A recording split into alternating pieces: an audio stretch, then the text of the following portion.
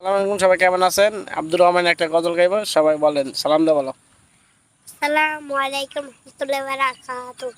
আলিফুন বা তা উনসা জিমুন হা উন খ উন দাল জালুন রা জালুন শিন শিনুন স দুন দ দুন ত ও মুলাই ওইদুন ফা কফুন কাফুল লামুন মিম নুনুন হা ওয়াউরিয়া হারি জহুরু কুল গিহা। আসসালামু আলাইকুম রহমতুল্লাহি ওয়া বারাকাতুহু।